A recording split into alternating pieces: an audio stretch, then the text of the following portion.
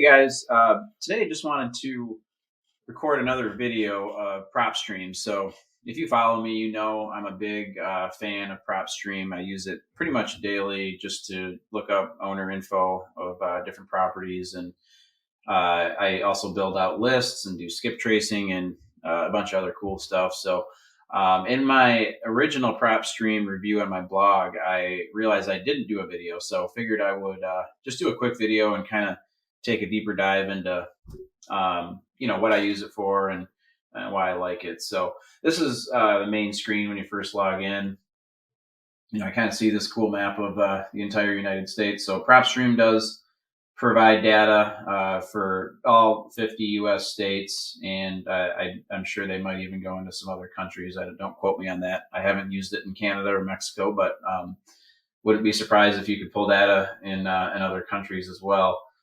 So this is, again, the main screen. This is the search bar up here. You can enter a county, city, zip code, property number, and search by any of those. I use counties and zip codes most frequently if I'm, building out a list. But what I really like it for is just, getting basic owner information. I get a lot of leads, incoming leads, and I like to just verify, who the owner is and just what's on public record as far as square footage, number of bedrooms, bathrooms. Even I'll show you if there's any open mortgages on the property, and it'll estimate the mortgage balance, which is really cool. So I'm just going to plug in an address here of a property that I recently saw. This was an appointment I had. So you see over on the right here, this will give you the property details. It also shows you comps here, or neighbors, I should say. And then you got MLS, you got pre-foreclosures. Kind of zoom out, and we'll show you that.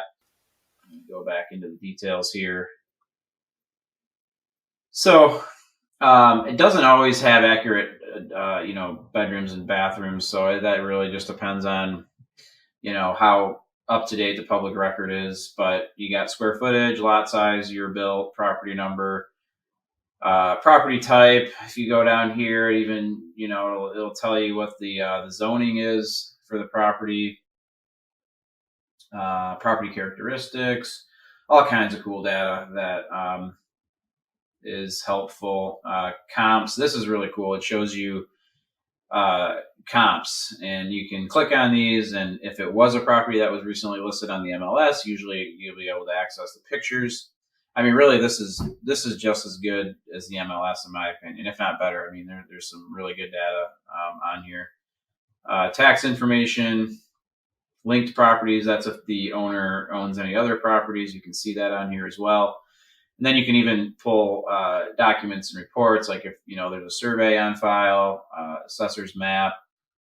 Some of this stuff you have to buy, but it's pretty cheap. $1.50, $5. So nothing too crazy.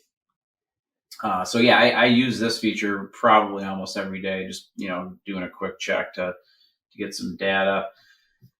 The other thing I wanted to show was we have this feature called Quick Lists. So when you're building out a list, up at the top here, you can click the filter button, and there's all kinds of different filters that you can use to kind of narrow down your list. But then they have this over here called Quick List Choices. So this is awesome because I mean, as wholesalers, as house flippers, we are looking for motivated sellers, right? So what PropStream did was they basically created a bunch of quick lists that we would want to target that would have a good chance of finding a motivated seller. So vacant is a big list or a good list that we target. You got pre-foreclosures, you got liens, auctions, bank owned, cash buyers, just all kinds of things on here. Divorce, tax delinquencies, zombie properties, which I think is like kind of their claim to fame. I'm not really sure what that is. It must be.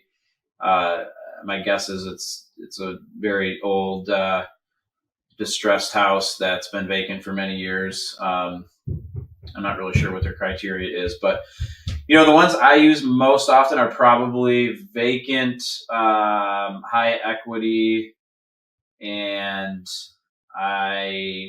pre-foreclosures is another good one. I will say that if you live in a smaller market or a more rural area where there's just not as many houses or sellers in general, these quick lists, you won't get a huge return as far as the number of leads you pull. Now, obviously, if you're in a much larger city, you'll get a lot more data. But sometimes, I guess I'm just saying that, don't expect, if you click on, pre-foreclosures, I'll just do a quick search here. And let's just do Kent County. That's where I'm at. And here in Michigan, Kent County, Michigan. So the population of Grand Rapids is the biggest city in Kent County. Is I want to say maybe 300,000. So yeah, you see, there's only 59 properties on this list here. I still think this is probably a great list and definitely worth pursuing these. And maybe this is a list that you would skip trace and just try to text or call these people, since it is a smaller list. But anyway, I just wanted to show you the quick list feature. I'm actually in the process of building out a list myself, so I can just quickly run through that and show you how I do it. And so the list, I got a couple of zip codes that I want to target here. So the first one is 49453. Click on that one. So this is Saugatuck, and we're going to click on the filter. We're going to clear out this quick list here. And so I want to do an owner occupied list. So this would be the owner actually lives in the property. So we're going to click yes to owner occupied. If you wanted to do absentee, or where the owner does not live in the property, it's more likely going to be a rental property. Probably I would click no. Occupancy status, we are going to say any. I don't, if it is vacant, that's fine, which doesn't really make sense if it's owner occupied that it would be vacant, but you never know. So we'll go ahead and click any there. Property characteristics, so we do want residential, and I'm going to click on single family, and we'll do multifamily, 2 to 4 and 5+. You never know, could be a house hack situation. Maybe the owner lives in a duplex or something. MLS status, we definitely do not want properties on market. And I know there's people out there that do wholesale off the MLS, so maybe you're one of them, and that's fine, but I'm going to say no. Pre-foreclosure, bank owned, nothing there. Ownership info, we're going to say 5 to 100 years. I just don't want it to be, something that somebody just bought within the last 5 years. I just think your odds are a little bit better if they've owned it for, at least 5 years. And then the last filter, I'm going to go to equity. So this is a high equity list. So I know a lot of people will say do 70% or more equity. I like to do 50% or more. I still think that if you have over 50% equity, that's still a pretty good chunk of equity that you have, that you might still have room to sell your property at a discount. So I'm good with that. And then I don't always do this, but I occasionally will go in and I'll do estimated value. And again, I can't say how accurate PropStream is with the value. I don't, it's probably somewhere similar to, what you find online through Zillow, like this estimate, or, Redfin has an estimate. So I'm guessing it's similar to that, but I'm going to go ahead and do 275, just because I don't really do a whole lot of houses that are, 300 plus. So I'm only getting 64. I knew this was going to be a smaller list, but I'm okay with that. So then what you can do is you can actually, build out a list. So I have 3 zip codes that I want to add to one list. So I'm going to check this box up here to select all, and then I'm going to go add to list. In this case, I'm going to create a new list, and we're going to call this one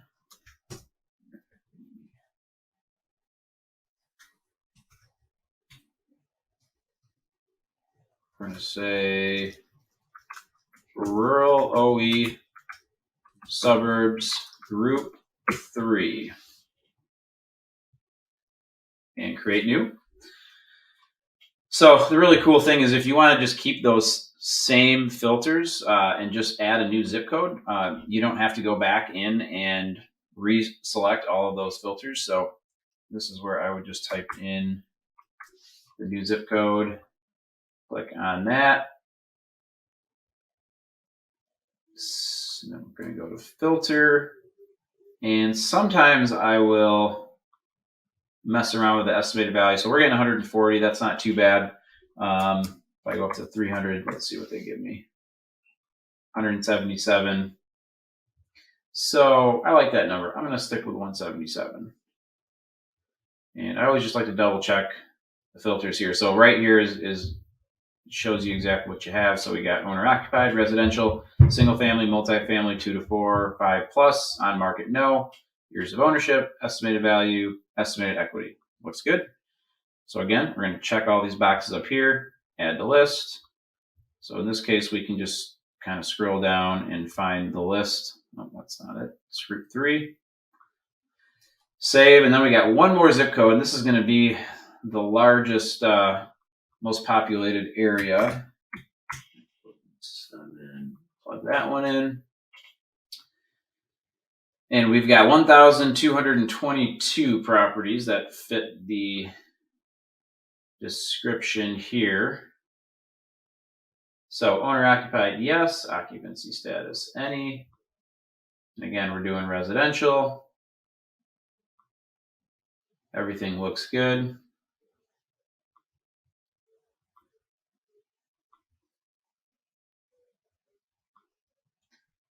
And we go to our rural OE suburbs group 3 and hit save. All right, so I've just built a list. So I'm going to go back into, on the left side here, my properties, and this is where all of your saved lists are. So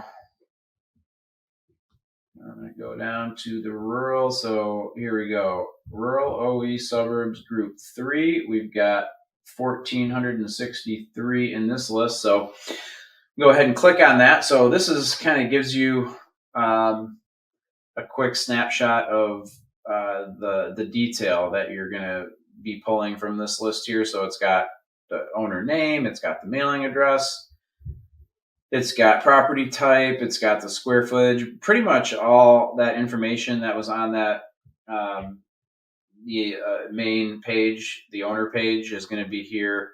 The other thing that I really like about this is I can just scroll over and find this data here, but it will actually tell you, if you can see that marketing list, it'll tell you how many marketing lists that each one of these addresses is on. So I love this feature, and I use it all the time, because what I don't want to do is have a bunch of lists where I have repetitive data, and it's helpful because, we do a lot of direct mail, and I don't necessarily want to keep sending the same, homeowner mail over and over and over again. Now, some people argue, well, maybe there's a reason they keep showing up on those lists. If you're targeting, pre-probates or foreclosures, or, some kind of motivated seller list, and they keep showing up, that's probably a good lead, right? But for me, I like to have, everyone on there on my in the system once, if that makes sense. So I don't like to when they show up on like 4 or 5 lists. So in this case, and usually they just populate at the top, but you can actually filter. I'm just going to quickly kind of scroll down here and see. Yeah, so it looks like it's just the first few hundred records that are on multiple lists. So then what I normally do is I would click on, so it looks like, yeah, I've got 3. Anyway, I'm not going to do it right now, but normally what I would do is I would just select these records, and then I would remove them. So that way it's just showing that each one of these is just on one marketing list, if that makes sense. So now from here, you can export the data.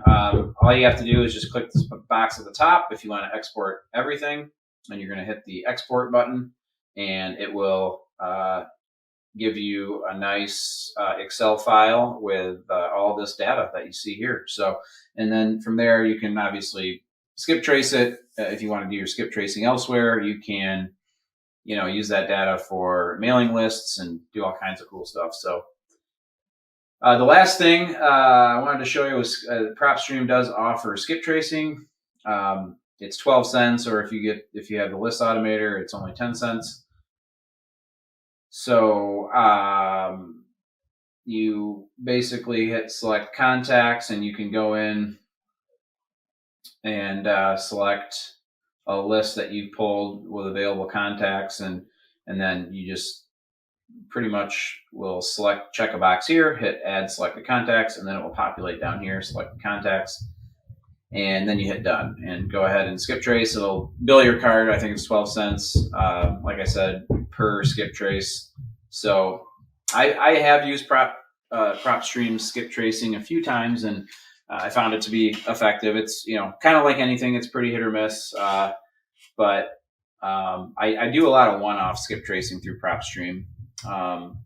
I haven't done a huge list with them yet, but so I can't speak too much to the data. But it is cool that they have the feature built in, and that you can just skip trace anybody at any time, and it's pretty fast too. It only takes like 5 or 10 minutes, and then usually they'll give you the contact information. So that's pretty much all I wanted to show you today. Like I said, I use PropStream basically on a regular basis. It's I think I pay 120 a month. I think it used to be 99 a month, and now it's 119. But I mean, for my business, it's well worth it. We can pretty much pull an unlimited amount of data and build lists, and it's just a great tool for my business. So hopefully that this was helpful to somebody, and we'll catch you next time.